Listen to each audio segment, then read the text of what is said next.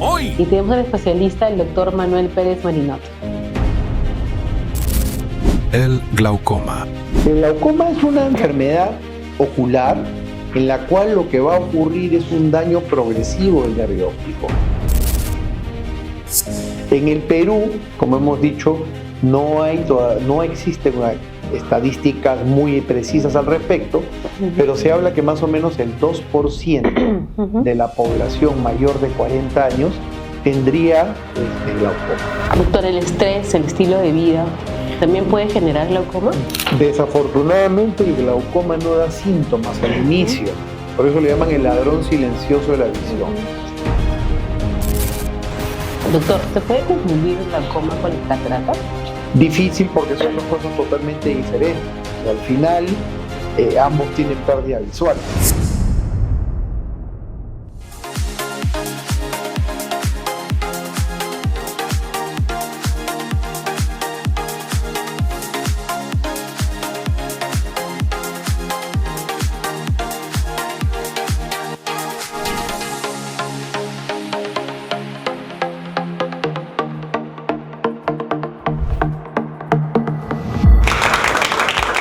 Hola, bienvenidos a un nuevo programa de Cirugía 24 Horas. Soy la doctora Milagros Quinto.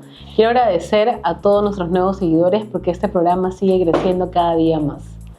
El día de hoy tenemos un tema muy interesante, lo que es glaucoma, y tenemos al especialista, el doctor Manuel Pérez Marinot. Doctor, muchas gracias por estar aquí en Cirugía 24 Horas nuevamente con nosotros. Ahora vamos con la entrevista de lo que es el glaucoma, y creo que una de las preguntas principales es ¿qué cosa es el glaucoma? Claro. El glaucoma es una enfermedad ocular en la cual lo que va a ocurrir es un daño progresivo del nervio óptico. Este usualmente se relaciona al aumento de la presión intraocular.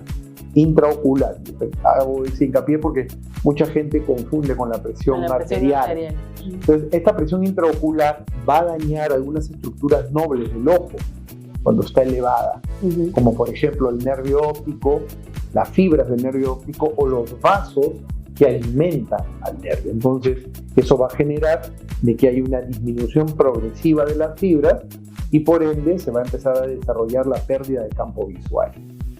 Doctor, ¿hay tipos de glaucoma? Sí, por supuesto.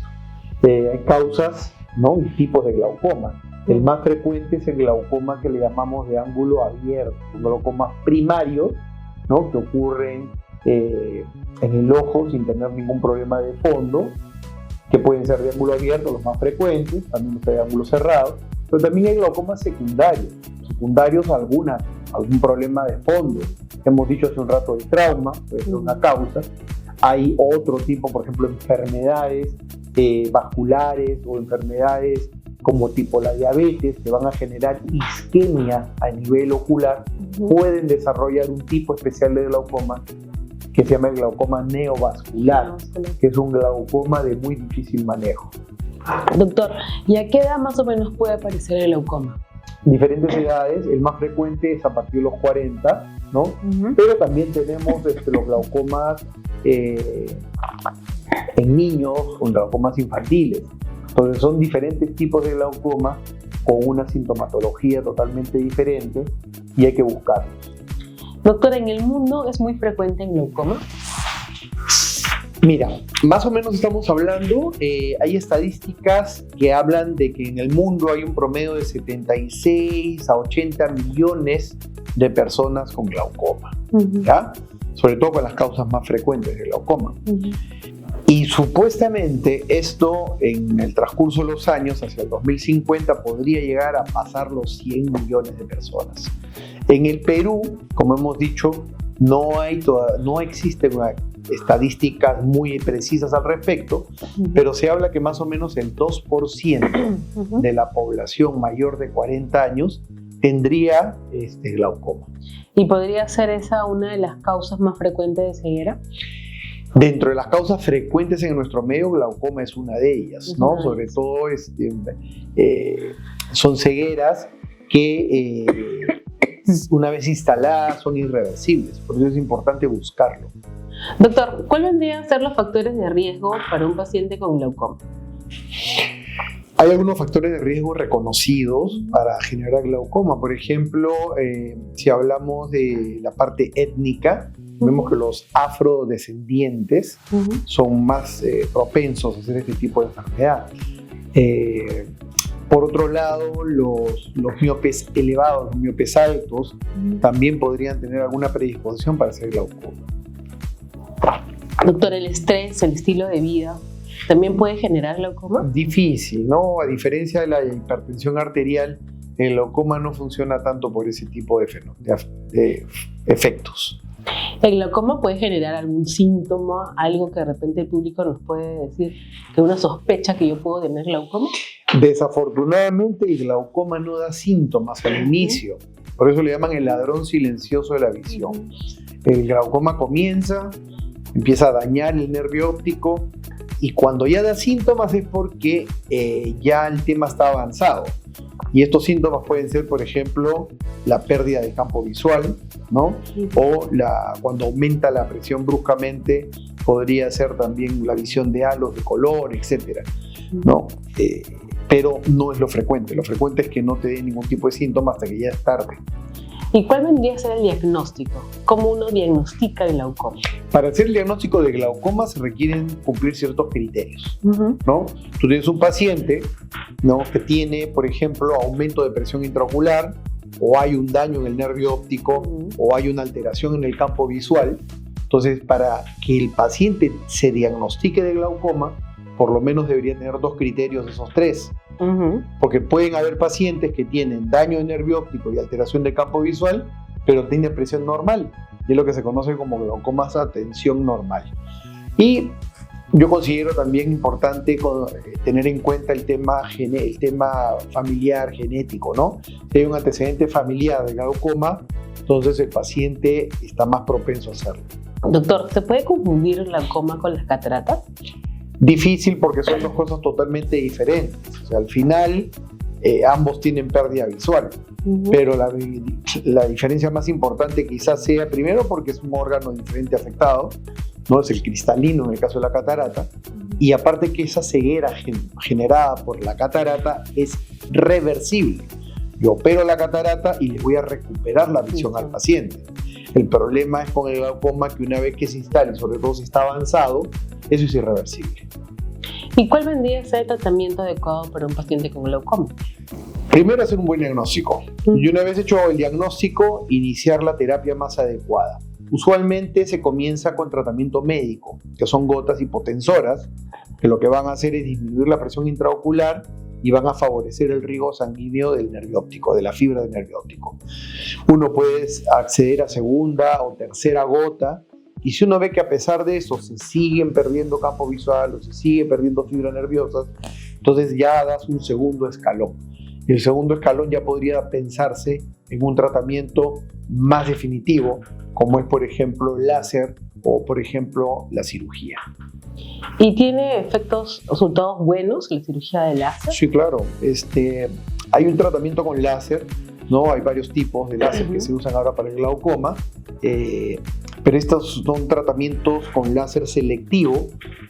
Nosotros tenemos una estructura que se llama la malla trabecular, y lo que hacemos con el láser es tratar de ampliar estos agujeros de la malla trabecular para facilitar el drenaje del líquido acuoso, y eso es lo que va a hacer que la presión baje. Eso podría funcionar en muchos de los pacientes, y cuando eso no funciona ya hay que pensar en tratamientos propiamente quirúrgicos, donde hay que hacer bypasses, hay que poner válvulas, inclusive en algunos casos, para facilitar el drenaje del acuoso.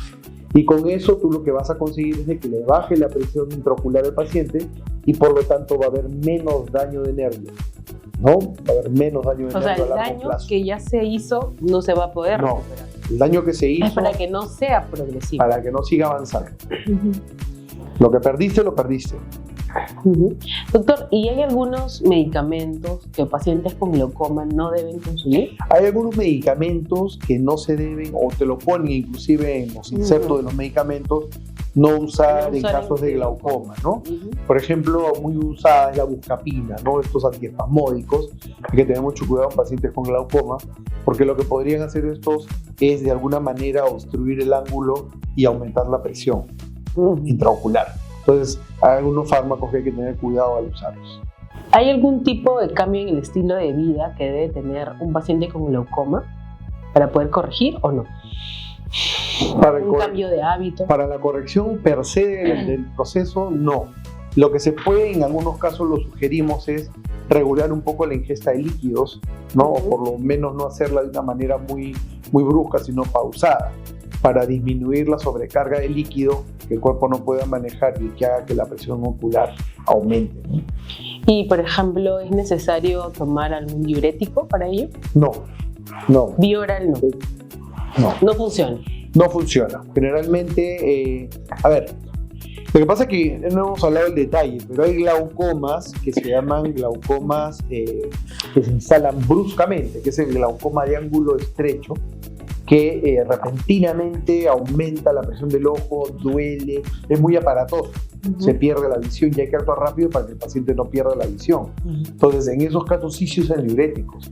Se usan diuréticos para bajar bruscamente la presión, ¿no? Se usan diuréticos orales, diuréticos endovenosos, diuréticos tópicos para bajar la presión del ojo rápidamente y ofrecerle un tratamiento ya más definitivo al paciente, que puede ser quirúrgico, ¿no? Doctor, ¿y un paciente que tiene glaucoma puede hacer ejercicio? Sí, claro. Normal. El paciente con glaucoma hace su vida normal. Todo su vida normal. Sí. Doctor, ¿ha visto usted complicaciones después de cirugías de glaucoma? Como siempre les digo, toda cirugía tiene un riesgo, ¿ya? Y ese riesgo puede tener complicaciones. Lo importante es conocerlas para saber manejarlas. Una cirugía de glaucoma puede tener complicaciones como cualquier otro tipo de cirugía. Y eso no va a depender muchas veces de la técnica quirúrgica, sino muchas veces se presentan porque se presentaron por cosas predisponentes que tiene el paciente, etc. Y hay que saber manejarlas. ¿Y cuál vendría a ser las complicaciones más frecuentes? Por ejemplo, una de las complicaciones frecuentes en una cirugía de glaucoma podría ser la hipotensión ocular. O sea, uno que lo que vayamos quiere al otro extremo. que se vayas al otro extremo. O sea, bajas la presión, pero la bajas mucho. Entonces, eso no es bueno tampoco. No, esa es una de las frecuentes. Otra de las frecuentes podría ser una infección. Como tú lo que estás creando es un bypass para que pase el líquido de un lado a otro, podría generar una fuente de generación de infecciones, y eso también hay que controlar, ¿no? Podría decir que eso es entre los más frecuentes. Doctor, ¿y qué recomendaciones usted nos puede dar al público acerca, si nos están viendo pacientes que tienen glaucoma? Si ya saben que tienen glaucoma, tienen que seguir con sus controles, ¿ya? Como es una enfermedad crónica de largo aliento, entonces es importante acudir a los controles según lo especifica su especialista. A veces van a tener que ir 2 veces al año, hay que hacerse las pruebas que solicitan. Generalmente pedimos la tomografía de coherencia óptica, el OCT de fibras nerviosas, y pedimos un campo visual, porque es la única manera objetiva de poder determinar si hay pérdida de fibras. Entonces, eso hay que hacerlo. Si yo no tengo el diagnóstico, pero sin embargo en mi familia hay varias personas que tienen el glaucoma, entonces debo ir a un especialista para que me haga una evaluación y que descarte la presencia o no de glaucoma. Doctor, y ahora dentro de lo que es la parte de oftalmología, también tenemos especialistas que son especialistas en glaucoma. Sí, claro, como en todas las especialidades hay gente que se dedica más a una determinada subespecialidad. Entonces hay subespecialistas en glaucoma que sobre todo se encargan de los casos que ya ameritan cosas más específicas, ¿no? Por ejemplo, implantes, cirugías complicadas, cirugías combinadas, implante de válvulas, etc. El doctor, muchísimas gracias en realidad por estar acá en Cirugía 24 Horas. Es un placer tenerlo, doctor Peris Marinot. Doctor, ¿dónde podemos ubicarlo? Sí, me pueden encontrar al 991-636330 o a mi correo, que es drmprsm@gmail.com, para poder hacer consulta o para poder hacer alguna duda que puedan tener. Así que yo agradezco mucho la invitación, porque siempre es bueno conversar de estos temas que son frecuentes y que muchas veces se desconocen. Exacto, doctor. En verdad, muchísimas gracias. Ha sido un placer tenerlo aquí. Ya sabe todo el público, el doctor ha dado su número telefónico, también su correo muy amablemente. Cualquier duda o consulta que tuvieran, le pueden hacer al doctor y él muy gustoso los va a contestar. Muchas gracias y nos vemos hasta el próximo programa. Hasta luego. Hasta luego, gracias.